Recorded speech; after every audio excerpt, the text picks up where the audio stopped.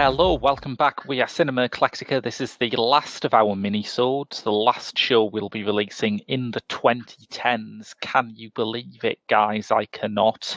That sounds weird. It does sound weird. This week we are counting down our best of the year from numbers 5 through till 1. We did our best of the year from 10 through till 6 last week. But before that, we have the regrettable and, oh, who am I kidding, we've all been looking forward to it, duty of talking about our least favourite films of the year. Because we're all sinister sadists. Blimey, I wasn't expecting that. I'm lovely, listeners. I don't know what he's on about. You see, worst of the year. You see, the problem here is I've been listening to the internet horror community, and they say, "Oh, this thing's great. You should totally check it out." I watch it and I think, "What's wrong with you?" So I think I've got about 10 things I can pick from. So instead of singling out one, I'm going to run through them just so you know. So the Banana Splits movie, shock horror. It's awful. In the Shadow of the Moon, which is Jim Mickle's latest, which is very disappointing. Pledge. Don't want to know. Satanic Panic, which is like Ready or Not, but really bad. Velvet Buzzsaw, which I think was on the show. Pet Sematary. Triple Threat, which is what happens, right, if you get all the best martial arts talent on the planet and then make them shoot guns for the entirety of the movie.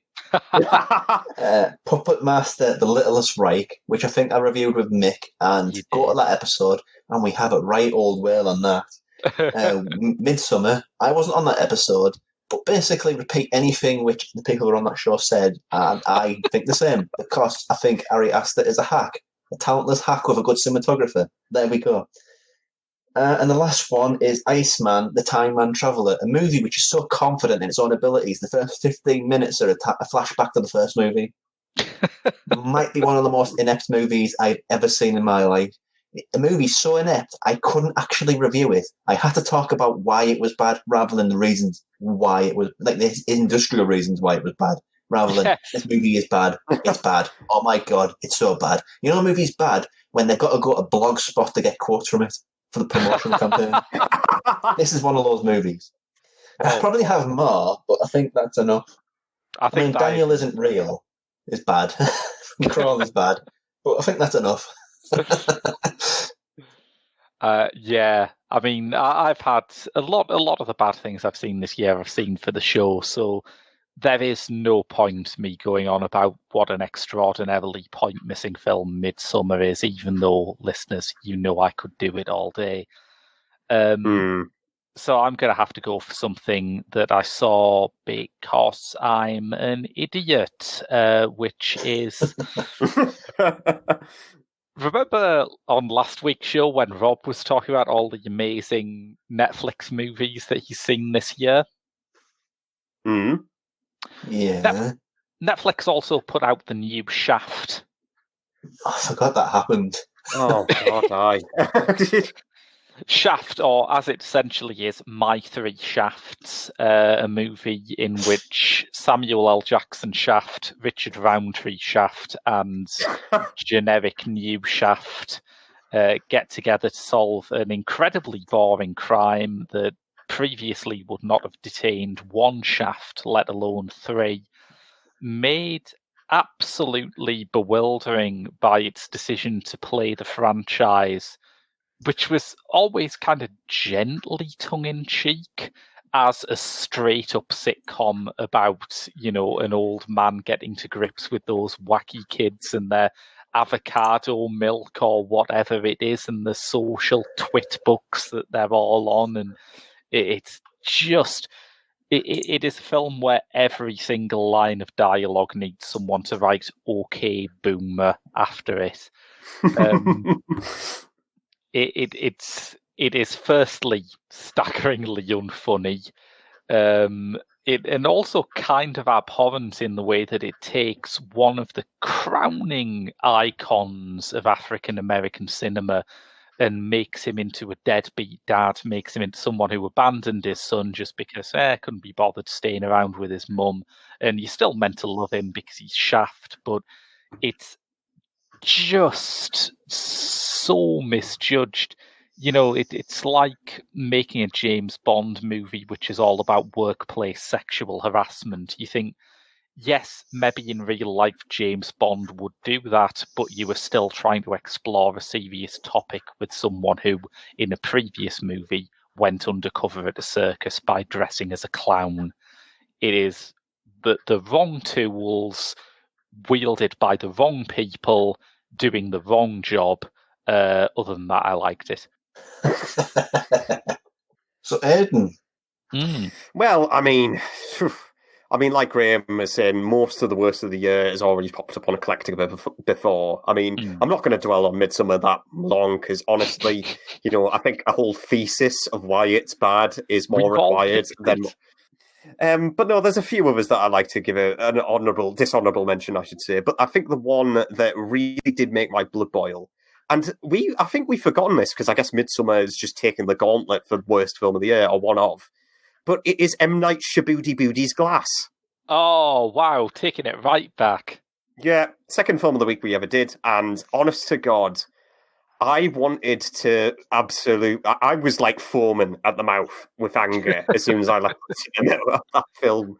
Because, you know, sometimes we've complimented like M. Night Shyamalan in the past, especially with how people are saying, oh yeah, but Split was absolute great return to form. I mean, you know, he's got his gift back, absolutely. And then he releases Glass, which has got to be like one of the most inept things he's ever done. Like, honestly, I absolutely... Hold on now. He's done some pretty bad stuff. You have to go way, way down that well of badness to be that. It's not just a film that's just world-conqueringly bad. I mean, it absolutely is, but it's it's one of these films where you just think he hasn't learned a single sodding thing. Mm-hmm.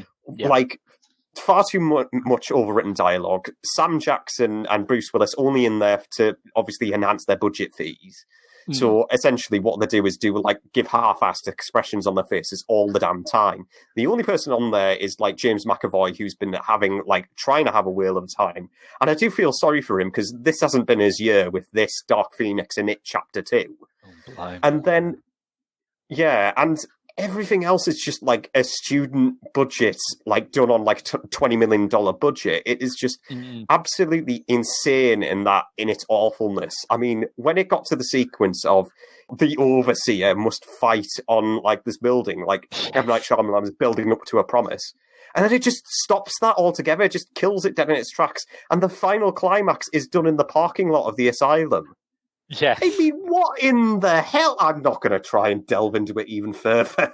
It is set in the world's least atmospheric mental hospital, and it provides yet more proof after Signs that M. Night Shyamalan somehow doesn't know what water is. Wasn't he in the campaign trail when he was, promotional trail, I should say? God forbid, campaign trail for him. Oh. And the promotional trail, wasn't he talking about how he was basically creating this as a middle finger to the MCU in superhero movies? I did feel or something like that, personally insulted by it. Yes, yeah. Yeah. I mean, even for someone like me who is not into the MCU, I came out offended watching this. Okay. So on to the top 5, I guess. Yes, I think so.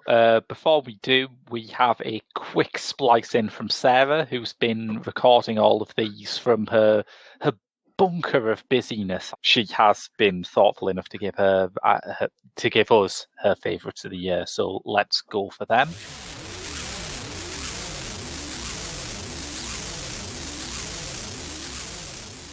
So this is my top 5 new releases in 2019.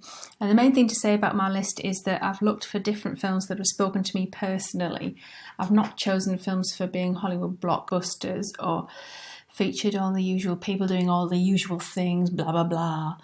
The films I've chosen have taken another route. They've cast atypically, they've been original, and they've really focused on laughs and script.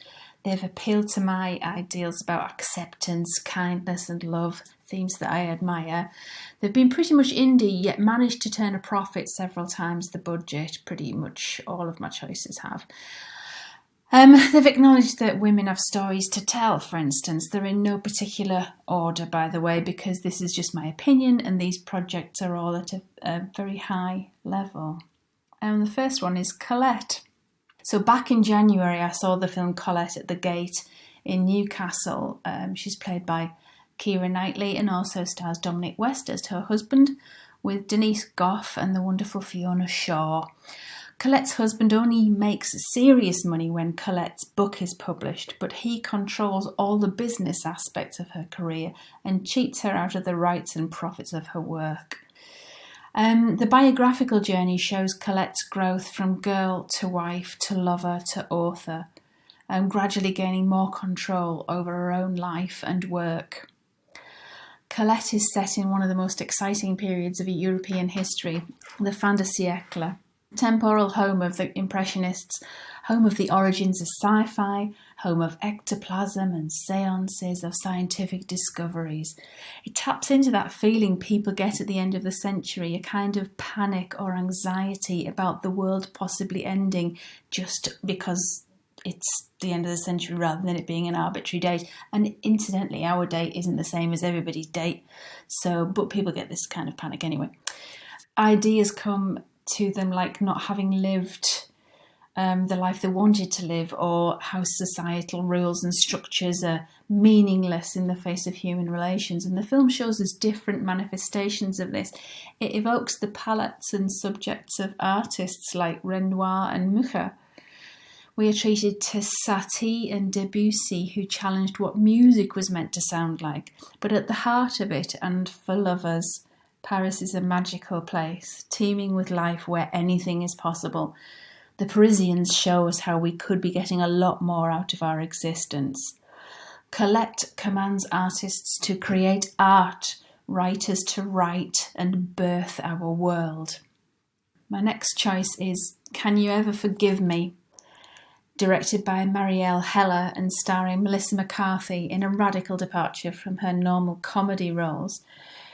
This was a quietly spoken film released back in February about the mundane life of an author of biographies, Lee Israel, who also happened to be a talented forger of historical letters by dead authors. We follow her as she becomes more audacious, leading to her ultimate downfall. It was a fascinating examination about how far an individual will go to hide from who they truly are. Lee Israel found success writing about other people. She had a real talent for not just forging the handwriting, but also the wit and idiolect of other famous writers. So clearly her talent was of the same standard as Dorothy Parker and Noel Coward, but what stood in her way was Lee herself. Jane Curtin, as her agent, tells Lee frankly that she needs to play the game like Tom Clancy does, hobnobbing, doing appearances, having an image overhaul, doing the book signings, but she's incapable of doing so, preferring to settle for a half-life with her demons. The film also stars Richard E. Grant, who is his usual delightful self as Lee's fellow barfly and partner in crime, and Dolly Wells as a sweet, understated potential love interest that, again, is never allowed to develop. This year, McCarthy seems to have taken a career side road, a couple of sort of diversions from a normal thing. She also starred in The Kitchen with Tiffany Haddish and Elizabeth Moss. So even though that film didn't quite achieve its aims, I don't think, it's good to see more of McCarthy's range. That said, her comic star quality in Spy, Bridesmaids, The Heat, Identity Thief, The Boss, Ghostbusters makes her one of Hollywood's hardest working and least vain actors. Her progress into a more sedate role has proved successful, as Can You Ever Forgive Me did turn a healthy profit. My next choice is a bit of a random choice. It's not very filmic. We only hear from two actors who just basically whinge and complain for an hour and a half. It seems static enough that it could have been directly imported from a stage play. You could basically scrap the scenery and you'll not really miss anything key. It's an anti-romantic comedy called Destination Wedding, and it stars Winona Ryder and Keanu Reeves. Shot over 9 days, Reeves and Ryder bat bitterness back and forth, but their chemistry is undeniable, and eventually a connection forms, albeit reluctantly and with a lot of side-eye. They meet before their flight to an extravagant wedding in California, wine country, and they annoy each other from the get-go. It's purely them bouncing off one another and dissing other characters. Everything revolves around them, and that's the point. They bond over their narcissistic behaviours, and we get to see their sore points exposed. This is how life really is. The older you get, the more pain you go through, the more walls you build up. We should actually be happy for this pair that they found each other, that they stand a chance of, if not happiness, then at least appropriate company. I've chosen this because the dialogue is so deliciously snappy. It reminds me of the best kinds of dialogue from like maybe the 1930s screwball comedies, only having gone through a mincer for a few decades. It's a combination of pre-war bants and modern bickering. These two are cynical, middle-aged grumpusauruses, and for some reason it spoke to me. Reviews have been mixed, with some saying the characters are unlikable, which they are, but they're also just human, and it's just that these particular humans are part baggage, part dictionary. I think reviewers rejected this because it doesn't feature the usual character types, because it isn't easy.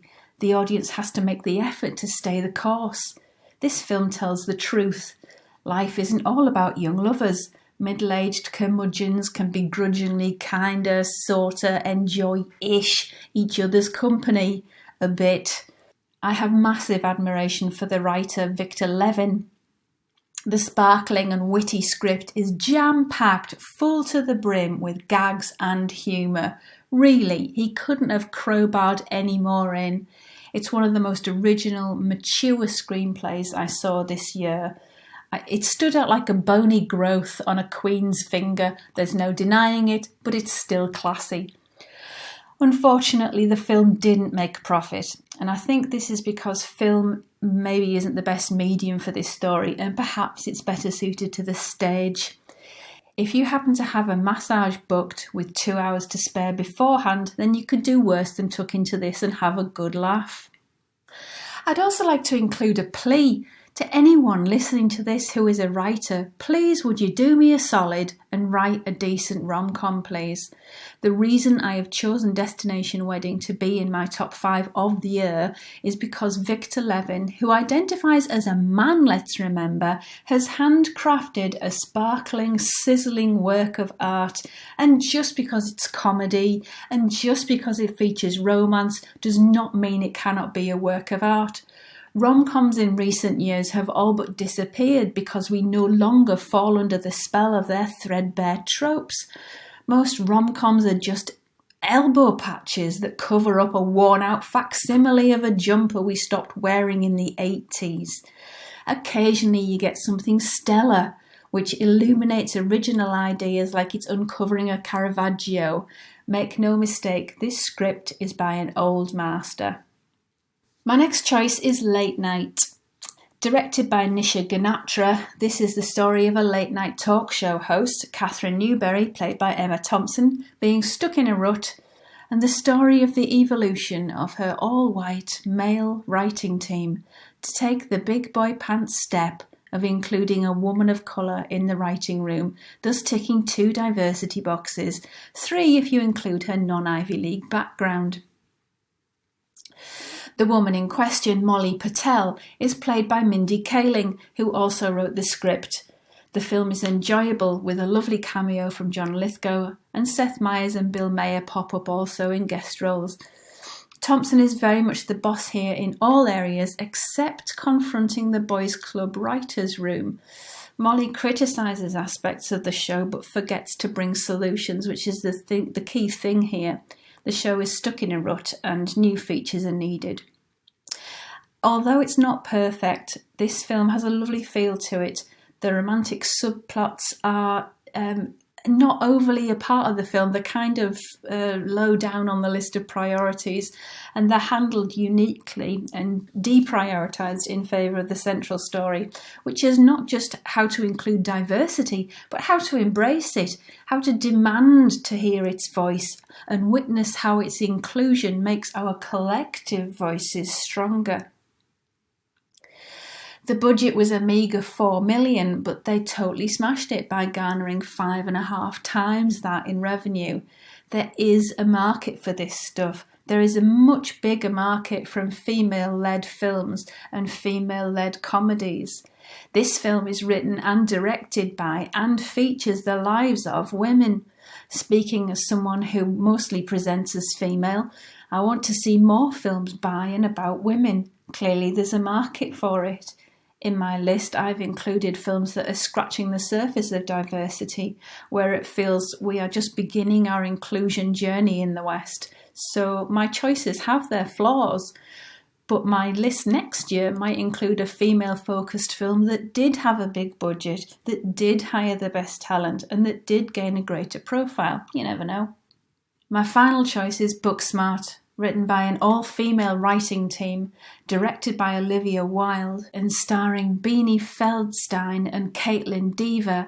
This is a smart, funny film about two friends on the last day of school who realise they have focused exclusively on study to achieve Ivy League places when apparently all the party animals still got to top universities. They decide to go to a party, so at least they have one fun story to tell at university. We stick by their sides during this evening of party lows and highs.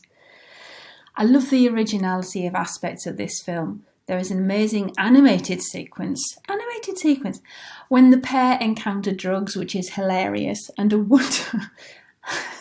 It's just popped into my head the way they exit that scene. And also there's a wonderful, spontaneous, modern yet classic dance sequence that randomly crops up. The two protagonists support each other so much every time they do anything as well. It's glorious. It's like they'll spend 5 minutes bigging each other up. The writing is tight and funny.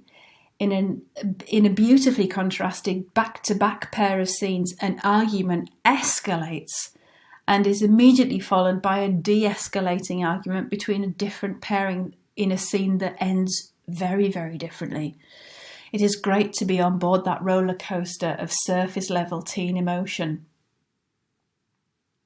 The film is directed with the finesse of a more experienced director than Wilde, and it's an impressively assured debut.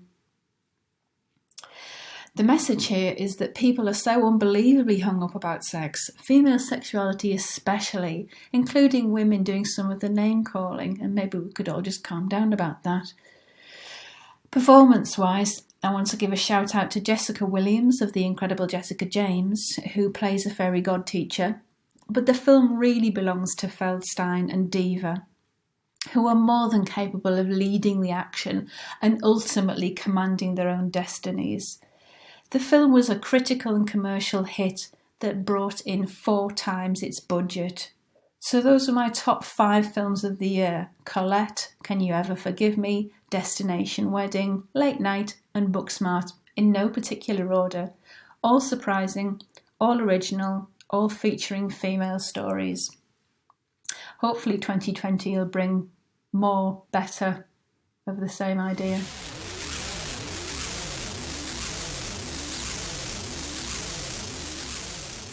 So, what's at number 5 for all of us? Given all the bad stuff that's been said about the MCU, I kind of feel bad for having something from the MCU in it now. But regardless of what your feelings are, I think it would be incredibly churlish to overlook what sort of a major accomplishment Endgame was. Take all of those movies from the past decade and pair them off in one incredibly emotional and entertaining ride. Sure, it's flawed. Its attempts to pander to a female audience are really poorly considered. bit of a running theme with Hollywood this year. I guess the best we can say is that one shot wasn't as bad as the line about ex-women. Oh, no. Don't remind me. It's one of these films which is just... When I really got into movies, every Christmas there was that one major film. It was Lord of the Rings at the time. The Lord of the Rings was big business. And this has that same sort of world-conquering stature, where it's not just got that stature because it's got the most money, although it does. It's got that stature because everybody involved in it cares a great deal about the product they're putting out. And Martin Scorsese's opinion and all that, be damned, when all of that is paid off so well, I think it'd be silly to overlook it, really. I'm not going to say any more because it's been talked about a great deal already. But yeah, I really like that Endgame. Now I'm going to watch it again in a long time because it basically is part 2 of a 6-hour movie. Yes. Yeah. I don't think it functions all that well on its own, but if you put it next to Infinity War and put them together, I think it really plays well. So don't think I'll watch it again soon, but I really, really dug it anyway. I think it's been quite a good year for implausibly good payoffs to lengthy sagas of almost unbelievably wonderful heroes who only do good. Because my number 5 is Vada by Agnes. Oh, yeah. I'd segue you from there, but yes, yeah. I watched this when it came out at the cinema this summer, which was shortly after we received the news that Agnes Varda, someone who seemed like she'd be around forever, someone who was, had a popular Instagram feed at the age of 90, had died. And I wondered whether that would affect my viewing of it, whether I would be overly sad watching it, whether it would inflate my opinion of it. But I don't think it does. It's one in a series of retrospective documentaries she's been making over the past decade or two, with things like The Beaches of Agnes and even Faces Places, which is about something slightly different, has a lot of flashbacks to her previous work. This is a full documentary about her history, about her life with Jacques Demy, about her influences, her beliefs. And it's the sort of thing that very few artists could get away with because it is the excavation of a complete philosophy. You get the impression watching it that the way that Agnes Varda makes movies is very much the way she lives life, and that both of those are really worth paying attention to. She was such a unique person, such a unique artist. And I think this has the best anecdote about Robert De Niro falling off a boat that you're going to hear all year. Oh, wow. It is a good one. I've also seen this. I've really liked it too. Yeah, it's a good one. I would totally... I think Grim made the comment that in his written review online, he said he thinks all filmmakers should end a career this way, but all filmmakers don't really have the heart or the sincerity that Agnes Varda does. Yeah. And that's the thing that really comes through. It's about the most sincere movie of the past 12 months, without a shadow of a doubt. I would, just to bring up to cheer the group up, I would absolutely pay to see Agnes Varda filming Robert De Niro falling off a boat. Well, you're in luck, because she has. Oh, great. That's brilliant. Double whammy. I thought you meant that as a joke. Never mind. No, it's in there. It's real. Yeah, fantastic. You only appeared for one day. Yeah. Right, okay, well, moving on swiftly. Number 5 for me goes to a film another film, actually, that we haven't talked about on the show before, and that is Lulu Wang's The Farewell. Oh. This is, another family drama film, because if there's one current theme going through my top 10 of the year, I realise it's about families. But in the case of this, Awkwafina plays an American Chinese student who goes over to mainland China to see her grandmother, once again, who's recently been diagnosed with terminal cancer. And as part of the tradition over in China, her family decide not to tell her she has terminal cancer. So essentially taking it actually comes with the subtitle beforehand saying, this film is based on an actual lie, or something like that. And, I think one of the reasons why this worked for me and how just detailed it is that it's not really taking like the position of, again, like with Marriage Story and a film you're going to see on later on the list, is that there's no like bad side to it. They all go to like the cemetery where they have to with their heads every single time to wish all the family members good luck. So you have like, okay, I'm bowing my head 3 times to wish Awkwafina obviously the best of luck on her studies. 1, 2, 3, and then I wish Marty like the best for his like studies in kindergarten. 1, 2, 3, and then you'll just hear them like disintegrate slowly, just saying my head's spinning and something like that. It's got a delightful sense of humor. It's got a delightful sense of like problems that need to be solved, like right here, right now. This is something that needs to be addressed. I mean, there's a great sequence where the family all go for a buffet meal. And they talk about, obviously, the politics in the place and this very, like, cosily lit environment that just is incredibly just beautiful to behold and just very dramatically palpable, really. I think Awkwafina is terrific in it. The person who plays Nene, the grandmother, is equally great in it. And it's kind of like one of these films that, someone like Hirokazu Koreeda would helm and just present like, here's like this dynamic problem that needs solving. And I think it's tremendous at that. I think it is absolutely a fabulous film that, honestly, I wasn't expecting much when I was going to watch it, but when I finally got round to it, it's absolutely staggering, really. Not even heard of that, to be honest. Right. We were gonna do that 1 week, but it didn't end up at Cineworld, which was annoying. Yeah, and then I think Sarah was originally supposed to cover it, but she ended up going for The Kitchen, I think. Yeah. Right, well, my number 4 is probably the biggest shock of the year for me. Right. And even now, I can't believe I'm saying it. And number 4 is Mike Flanagan's Dr. Sleep. Ah. Nice. I don't think I made a good enough account on the show of how much I really appreciated this, because I think it failed at the box office because a lot of people thought, here's a 30-year-old horror movie, why do I care if it's getting a sequel? Yeah. So it takes on board both Stephen King's source text and the best version of that story in Kubrick's movie. Sorry, Stephen. And he knows he's wrong. He knows it.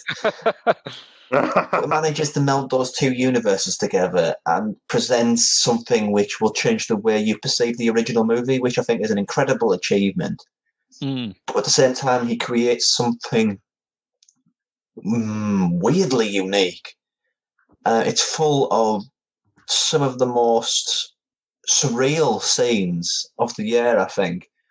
There's a thing where people can sort of spirit walk and where they fly through the sky and basically present a version of themselves which isn't there. It's just turning something which you read it on the page, you think that's just nonsense. And the credit goes to Mike Flanagan, where he takes nonsense and creates something with a real sense of danger and wonder to it. Yeah. On the danger, there's not one scene of the year which comes even remotely close to the scene with the kid in this. It's just grisly stuff. But credit where it's due, it's not shot in a way where it's meant to be gratuitous. Gore can be genuinely gratuitous, but it's kind of weird in that way. I think it's just an incredible achievement. It's one of these films where it's 2 hours plus long, but there's so much going on that I'm always considering it. I'm always thinking about it. It's not often. Like, look at It Chapter 2. How long is that? You saw it, Aidan. How long was that? That was really long. I think one of the things that really annoys me about horror this year with both, not Doctor Sleep, I mean Midsummer and like It Chapter 2 is like they're both like 2.5 hours long. Yeah. And you just think, oh, for God's sake, please don't tell me this is how horror's going with this mundane crap. I can't speak for It Chapter 2. I've not seen that yet. But with Midsummer, it doesn't validate how long it is whatsoever.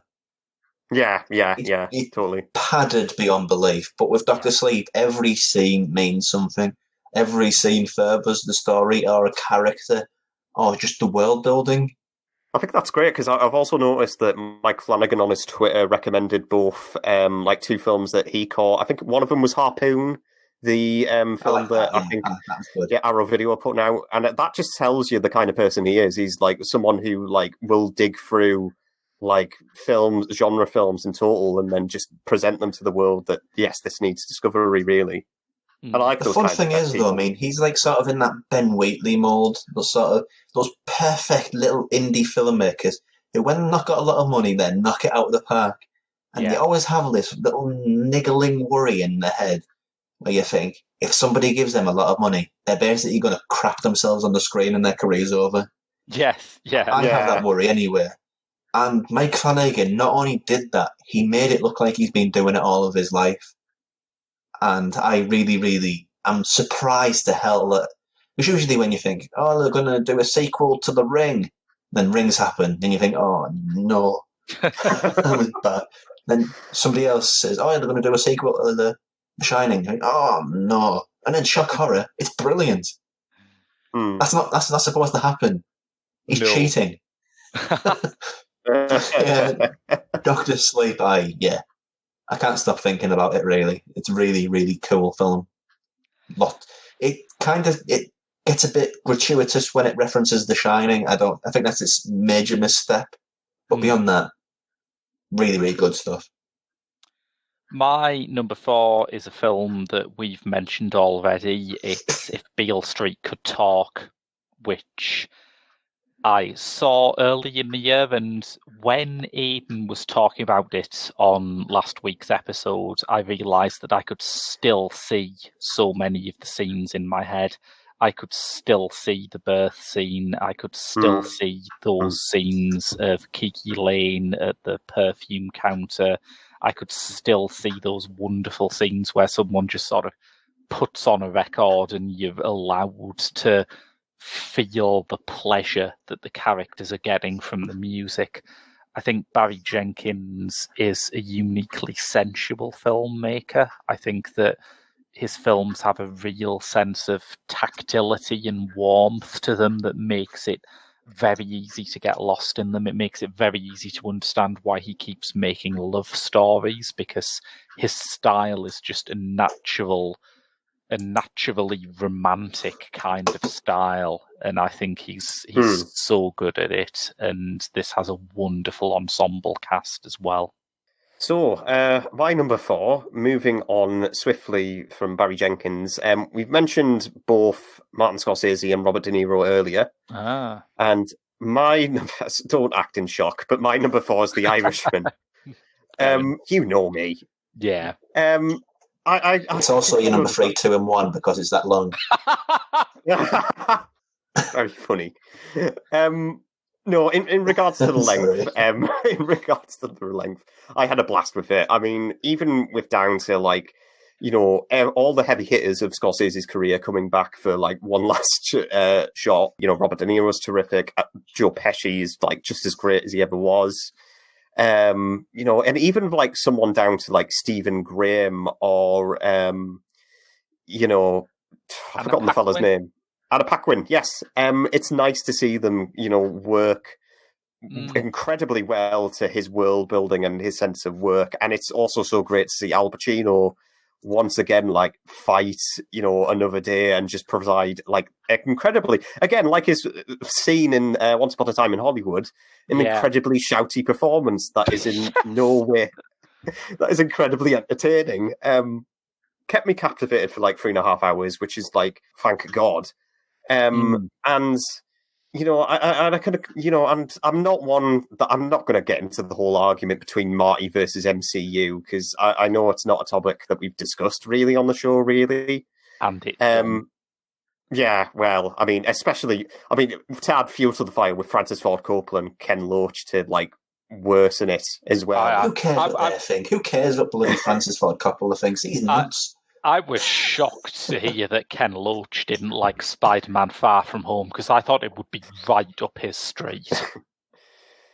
But the thing is, I mean, even if, you know, you don't disagree with Martin Scorsese, there is still I mean, I did read. I think he released an article like afterwards saying that it's just not for me, and it was actually kind of shock horror, unlike Francis Ford Coppola and Ken Loach, kind of intellectual.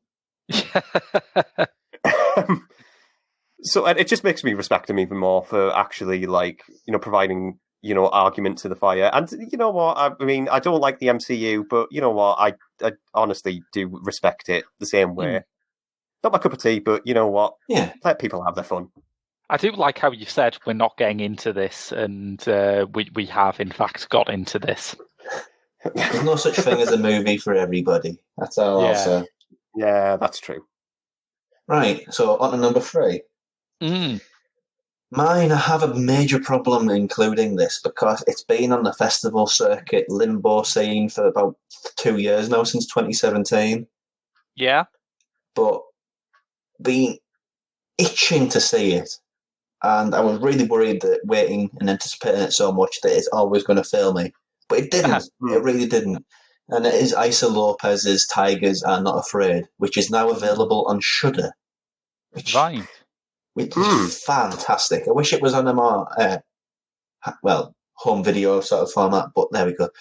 What it is, basically, it's very much cut from the same cloth of the Mexican Guillermo del Toro movies, in which it uses the perspective of children in a horrible gang war-torn city, and uses fantasy trappings to allow those children to sort of comprehend what's going on in the world around them.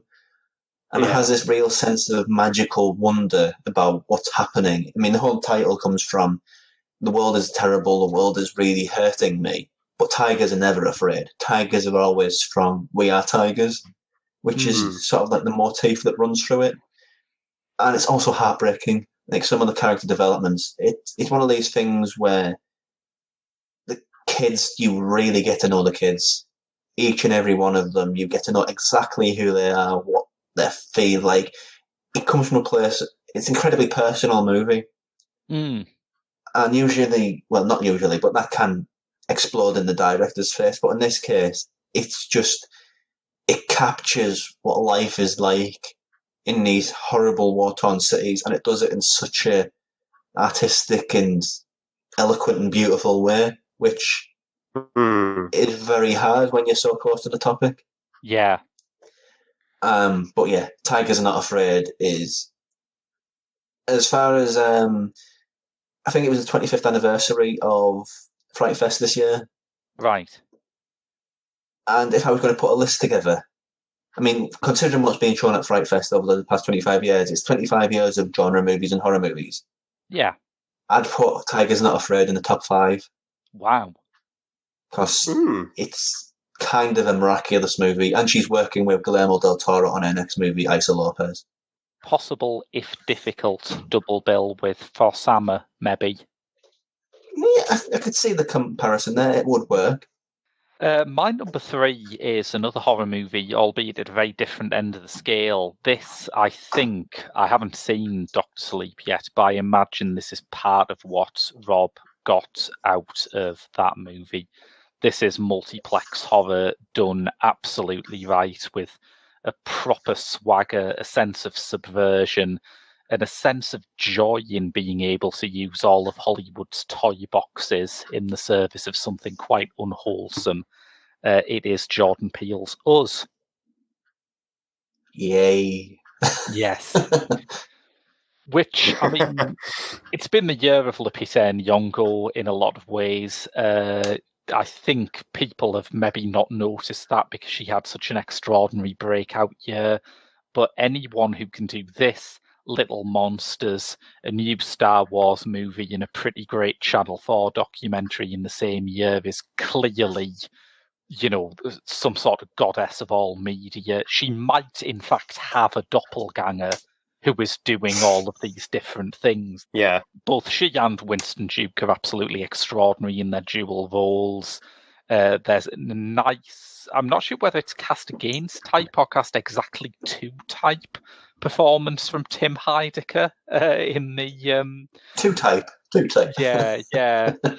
I suppose that's Jordan Peele's particular experience in knowing that comedians can be kind of scary. They can get horror, that's what he's bringing to the table. But I think,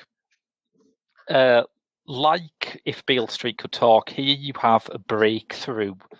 Here you have a film by a Black American director following their breakthrough that I think is better and richer and broader and expands in all the right ways on that breakthrough.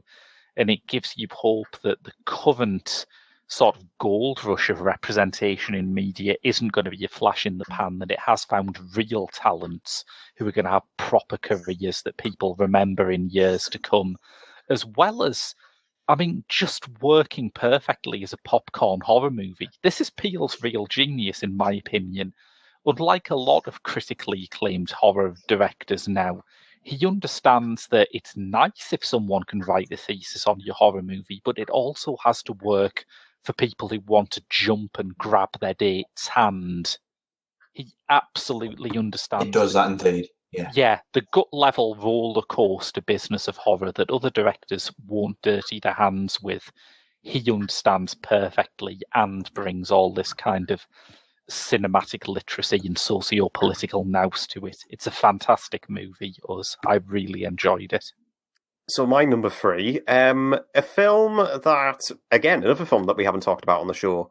It is Alejandro Landes's Monos. Oh, which Monos. This came out, I think 1, 2, 3 months ago or something like that. But it is, in essence, it is a jungle movie, really. Well, it's partially set in the jungle, but it really tells a story of this group of commandos known as the Monos, who all of which have one-worded code names, headed by, I believe it is Moses Arias's character, who plays a person known as I'm looking at the casting now. Hold on. Bigfoot. There we go. Got there in the end. And they are taken in charge of two life forms, really. One of which is a milch cow, I should say, who has to feed the group. And the other is a prisoner of war, played by Julianne Nicholson.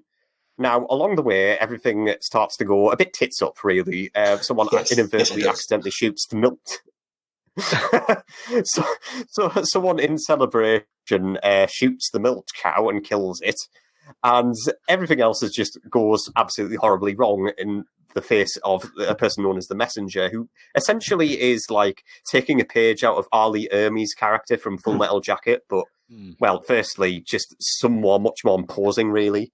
And it's I think one of the reasons why I love this film so much is just the sheer tension of what it builds and the characters that it establishes. I mean, Rob was mentioning before with Tigers Aren't Afraid of the Dark and how established all the kids are. And I think Monos does like a similar kind of trick where I did get a sense of like each and every one of these people are getting like strong, identifiable characters, really, especially when Moses Arias is concerned. Because may I remind you that he got his head start on Hannah Montana, right? He was also in, what was it called? Kings of Summer, was it? Right. I think so, yeah. Jordan Voight's movie and thought, hang on. That kid has a familiar face. He must have a twin or something.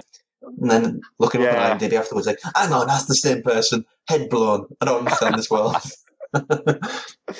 But no, he's absolutely fantastic in it, and he just really is like commanding this really ruthless presence all the way throughout it. And then there's also the person of Julianne Nicholson's character, who's, I mean, for this kind of movie to take a stance of what it does, I mean, it takes a stance really from the group of commandos in general. I mean, a lot of other like movies would take the stance of the prisoner of war, so Julianne Nicholson's character. But Monos takes equal amounts of time to establish each and every single one of them, giving them this full-grown identity, establish all their wants, all their needs, incredibly, and settles it down really well. And really, the politics and the anger of it see through like the humidity of like the Colombian jungle. And of course, like a lot of jungle movies now these days seem to be overruled by like one filmmaker, and that's of course Werner Herzog. Yeah. And for Monos to like really like punch through that barrier and, provide like this very just sweaty, murky, as I said before, tension-fueled roller coaster, I absolutely loved. And it also helps that Mika Levi did the score for this. And we've been praised. I think everyone just. Mika Levi's just extraordinary. I love her to bits. And, you know, whenever there's a new Mika Levi score, no matter if that's Under the Skin, Jackie, and this, I think it's really just one of the shine out moments. I think she's absolutely fab. Even for something as minimal as this, because the score only appears like 22 minutes in the film altogether from like a film that's about an hour and 50 minutes or so. But it's just, again, just loved it to pieces. Incredibly like a full-on roller coaster, and it's absolutely stunning looking. I yes, it is. Absolutely love it to bits. Okay. Yeah. So number 2. Top. Yeah. My number 2's already been mentioned, so I'll keep this brief, but it's Ready or Not. Yay. I think the only thing I can really add is on Samara Weaving. I mean, she's a beautiful woman, don't get me wrong. It's just her eyes, very big eyes, so the way she emotes and reacts, it makes it feel like more of a cartoon than it would if anybody else had that role. That's very true, yeah. I don't think I can really add much to what Graham says, but it's just fun. With the problem with comedy horror, I've watched a lot of them, unfortunately, is they tend to make jokes at the expense of horror. Yeah. Like horror, lol, you know. Yeah. A lot of horror movies think, if we understand the rules, we can survive this situation. Who goes down to the basement at a time like this? Yeah, I never want to hear another joke like that again. Scream has a lot to answer for in that regard. Yes.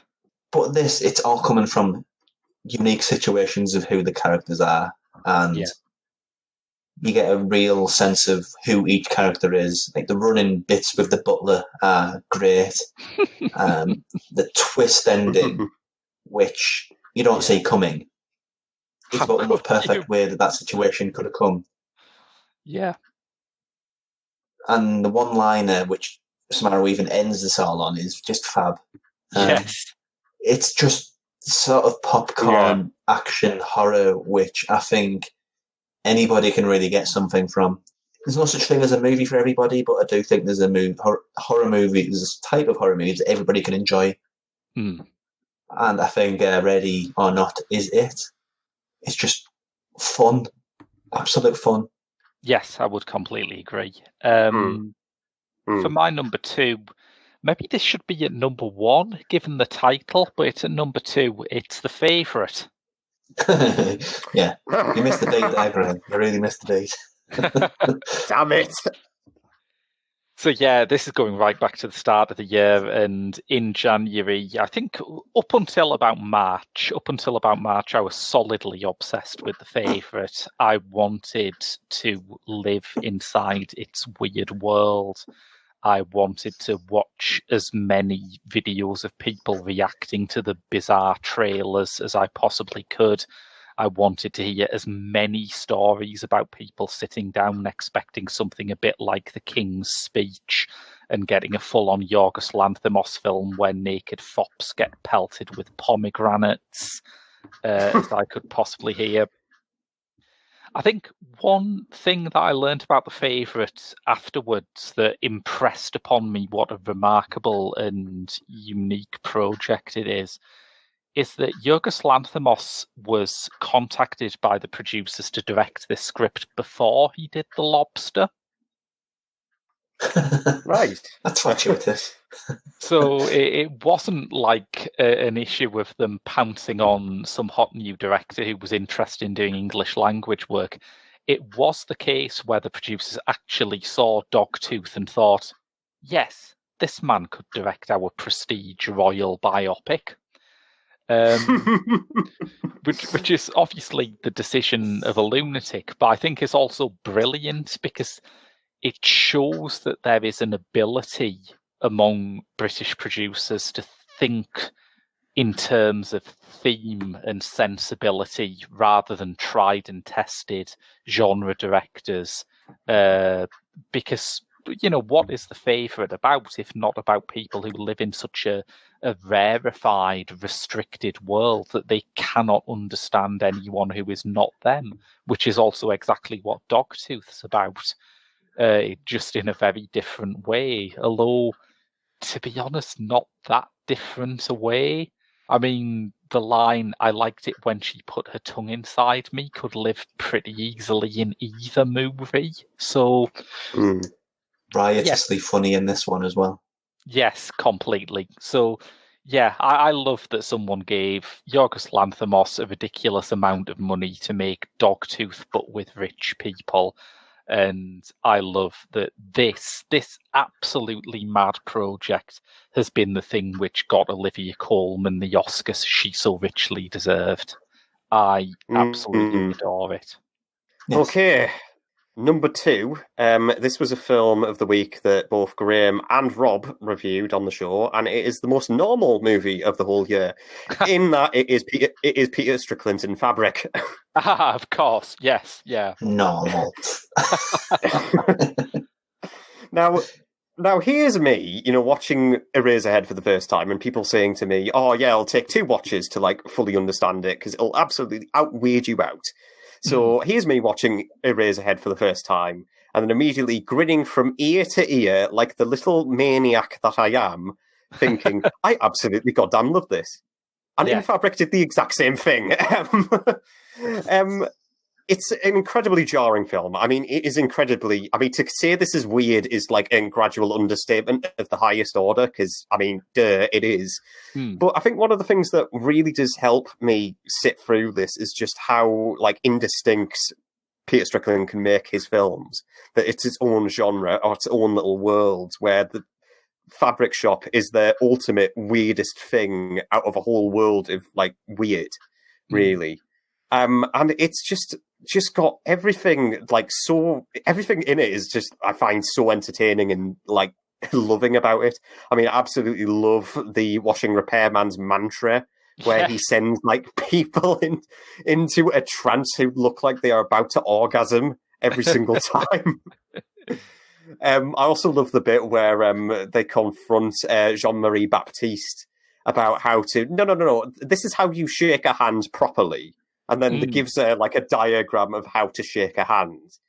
And everything about it is just yes, it's weird. Yes, it's mad. But I just love, the sense of humour that it has. If you want to describe it as horror, fair enough. I mean, to say, Ari Aster is, trying to, I know, egging on, the punching bag once again. But when Ari Aster, compounds his deconstructions with humour and, the humour not landing at all, because it just seems about American Pie version of The Wicker Man. Well, he read about a joke once, but he just didn't get it. I think for Strickland to come in full force, guns blazing, with a riotous sense of humour, I just fully appreciate. It's a mad world. It takes shades of Gunwell, Peter Greenaway, David Lynch, who we mentioned before, and then compounds it into his own functioning space. Again, with terrific performances. Love Gwendolyn Christie in this. Yeah. Who gets type. I think it's been getting typecast an awful lot because of Game of Thrones, really. And how to untypecast that by providing the weirdest thing she's perhaps ever done. Yes. Absolutely loved it from top to bottom. Jarring as it is, really, really adored it. Fabulous. Before we go on to number 1, shall we just quickly round up some of the things that didn't quite make the cut? Oh, now he's putting pressure on me. I've got to look for stuff now. But for a lot of the stuff that's already been mentioned, In Fabric, the other documentaries which I really liked was one from Netflix earlier on in the year called Shirkers. Oh, okay. Yeah. I don't know, other people pick up. I'll find some more that I missed out there. Yeah. Well, I absolutely share Rob's admiration for Avengers Endgame, and Knife and Heart was very close to going into my top 10. I think my most unexpected pleasure of the year was Rocket Man, in which Dexter Fletcher is finally given the money to make a great big MGM homage, classic musical, and he's clearly having the time of his life doing it, and it's just joy. I liked the Icelandic film Woman at War. I thought that was very strong. Can You Ever Forgive Me by Marielle Heller, I thought was great, and I love that Melissa McCarthy and Richard E. Grant were Oscar nominated for that. And I think in terms of just being a thing that comes out of nowhere but brings you great joy, you're going to have to go some to match Diamantino. Oh, yeah. Yeah. Yes. Still nothing ever like that. That's one of my honourable mentions as well. Yeah. And also Giazanka, Ashes of Purest White, Sion Sono's Netflix movie where he basically took Netflix movie and made something snuff-like. Because it's Sion Sono, obviously. That's what The Forest of Love. Yeah. And also... No, I think that's about it. Oh, The Headhunter, which I do want to mention because it's the most miraculous use of $30,000 I've ever seen in any movie, ever. Right. Nice. As for me, I like to give a quick shout out to Pain and Glory, Pedro Almodovar's. I mean, technically a comeback if you were, like Graham and not a fan of Giulietta. But I think for a second film from Almodovar that I had seen personally, I think it's terrific. And Antonio Banderas, give him the Oscar already. You know what? Damn it. There's a few more that I'd like to mention. Wild Rose, we were mentioning before with Jessie Buckley being like an emerging talent. Wild Rose is absolutely wonderful in that. Again, it takes like stabs at kitchen sink realism, but for some reason it actually doesn't make it dour for once. And it just builds on her character's fantasies of being a country singer, and it has all the heart in the world. So major props to that film. High Life by Claire Denis. Yeah.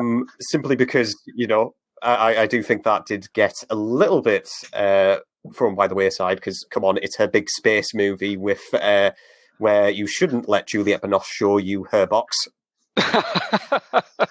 We've called it before. It's called Space Jam. Give it its real name. Yes.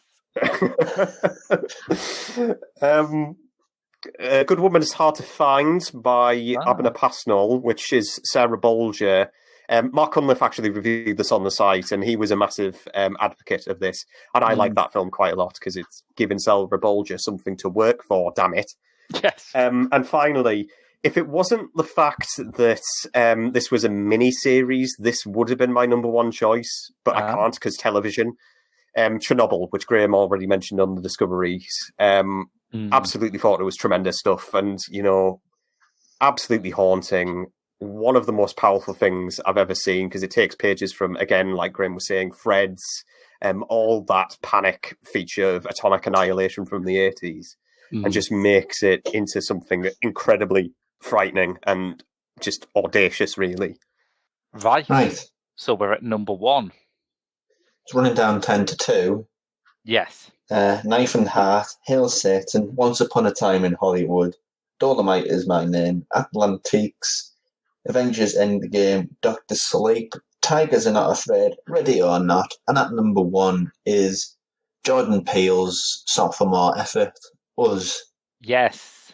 Can't really add to what Graham says, but I will say that Get Out could well have been like a fluke, like lightning striking and a comedian who I like a lot turned director, just being lucky out of the gate. But with Us, it felt like the emergence of a really big talent. Yeah. And you don't get to experience this sort of thing very often. I can't really add more to what Graham said or what I said in the show. If you go back and listen to that, it's just it's megaplex horror with ideas, with substance, with something to say, whilst never being preachy about it. Yeah, co-sign to all of that. The miraculous performance from Lupita Nyong'o, who dressed up as the other one and was in a maze in America, in a Us-themed maze, jumping out at people, making them poop their pants.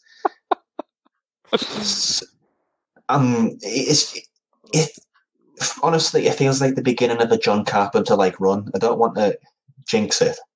Yeah, now you've said that, the next one will be Jordan Peele's Ghosts of Mars. He'd make it work, I guess. It probably could. It's basically that.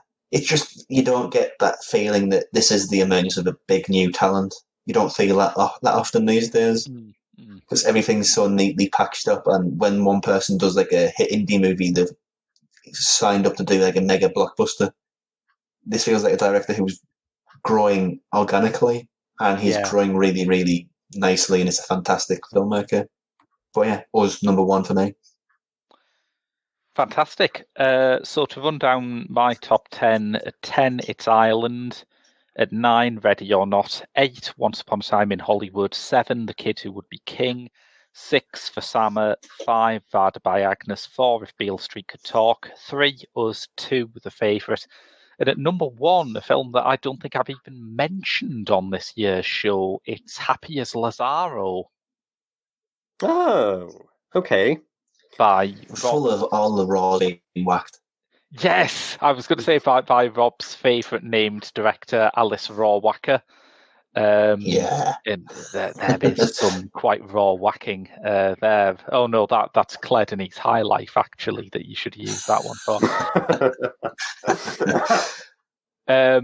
Happy as Lazaro is fascinating because it's the film that feels like it constructs itself as you're watching it, and yet by the end you're still sat there thinking, I have no idea how anyone could come up with that. For the first sort of 45 minutes or so, I wasn't sure whether I was going to like it. It has a beautiful look to it. Alice Rawwacker is very keen on using kind of degraded and tactile and grainy film to really make you feel part of the landscape that you're watching. But the situation that the family were in seemed so remote to me that they seemed to be living in something like modern times, like maybe the late 90s, early noughties. But they are in this absolutely feudal situation where they farm tobacco and everything they make gets sent to a sort of lord of the manor who owns their land. And I was thinking, well, is that normal in Italy? In fact, it isn't. A newspaper story about a family who were discovered living in this kind of horrible feudal situation was Alice Rawwacker's jumping off point for the story. But that's not what the story is about, really. About halfway through, something happens which at first shocked me. And then when Rawwacker builds on it, it astonished me. And then when I realised there's still an hour to go and she's going to make the film with the repercussions of that, I just thought it was absolutely astonishing. I mean, some of what Rob said about Atlantiques, which I'm really looking forward to watching, made me think of this movie in the way that it builds together scenes of observational everyday life and scenes that have a more magic realist or folkloric element in a way that makes you lose track of where the dividing line between one and the other is. Except it does have this moment halfway through that is, to me, one of the moments you go to a movie for, one of those moments where you look at something and you think, I have no idea where this can possibly go from here, but I'm thrilled that someone took the chance to do that. And to have it in a film that has so many other virtues, beautiful photography, beautiful landscapes, wonderful, warm, lived-in performances from the mostly first-time actors playing the central family, all of whom you believe have spent all their life among each other. It is just a completely strange and sensual, closed-off universe of its own. And I watched this, and I watched Alice Rawwacker's previous film, The Wonders, and I can say, as Rob said with Jordan Peele, that you are looking at a major league talent emerging here. Well then. Fantastic. So counting down from my number 10 to 2, which obviously we established before, at number 10 is Little Monsters, 9 is The Last Black Man in San Francisco, at 8 is Marriage Story, 7 is If Beale Street Could Talk, 6 Amazing Grace, 5 The Farewell, 4 The Irishman, 3 Monos, 2 In Fabric, and at number 1, it was a film that came out in March, And it's a film that, honestly, when I first saw it in the cinema, it absolutely kind of blew my socks off, even if, when I heard like the interview on like the Radio 4 program, where I was just thinking, well, hold on, this doesn't sound like a subject that I would be interesting, but I kind of like the energy that this director is giving for this film in particular. And, well, I mean, it goes to the best Florence Pugh movie of the year. Hint, hint, wink, wink. It's not Midsommar, don't worry. Number one goes to Fighting with My Family. That's a surprise. What a great call, though, because this is a lovely movie. I think one of the things that made me connect with it, because Graham and Rob covered this on the B-Side show, and I guess one of the things that just connected me when I saw it unfold on the big screen is just how much, again, like one of the recurring themes that I was mentioning before is family units and the strengthening of it. And Fighting with My Family, even it has it in the goddamn title, is just an earnest, prickly formation of that. I mean, I have never been just so majorly surprised that this film took the number one position. Because I'll tell you one thing, as soon as I exited the cinema, I wanted to slam dunk the nearest person I could find into the goddamn ground. Because I loved it so much. I mean, the humour... the humour of it just absolutely sticks out for me. I mean, that's one key point that really finds it infectious, no matter if that's Nick Frost, like, whacking someone over the head with a delivered garbage pail over and over again. Seriously, someone should make that into a GIF. But essentially, what you have at the core of it is Florence Pugh, who never really was introduced to her before Fighting with Her Family, so I didn't catch, Lady Macbeth when it came out. I get this sense of relation with it. Every single time that I saw it, it's the film that hasn't left me alone when I kept thinking about it. Because you just go back and say to yourself, okay, I recognise that bit from, like, my sister, or like, my dad does that when he's, like, being a prick. Or my mum kind of does that. And on top of that, it's just got a cast to really die for. I mentioned Florence Pugh's talent, and I think she's absolutely tremendous. Jack, I've forgotten the actor's name. Jack, is it Cor? Is it Jack Lowden? Jack Lowden, that's it. Stephen Merchant just having a blast as, like, the director behind the film, who also turns up as, like, the egregious father of, like, Jack Lowden's wife, who just doesn't get wrestling at all and is just mortified by the idea of it. And it's just got everything working towards, like this underdog story that, yes, it's cliched. Yes, I know, I understand. It's a sports movie that, you expect that anyway.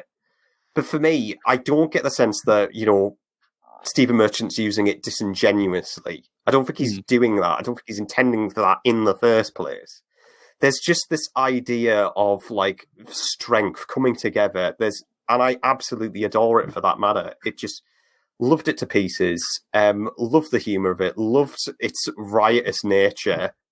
And, I think that's a testament for what the British film industry should become like. I mean, I've mentioned before my sickness of social realist films, and yes, like Wild Rose, this takes stabs at kitchen sink realism, but it transplants it to somewhere new, somewhere fresh, and I cannot say any further than that. I think, yes, it is my favourite film of the year. I am goddamn serious. Yes, it's about the weird wrestling family from Norwich. Fight me. Well, no, I won't, because I thought it was lovely as well. So that's a very nice note to end the show on, I think. We will be back very soon. We will be back the first full week in January, when we are reviewing Taika Waititi's Jojo Rabbit. But up until then, that's been your lot from Eclectica for 2019. I've been Graham. I've been Rob. And I've been Aidan. See you next year.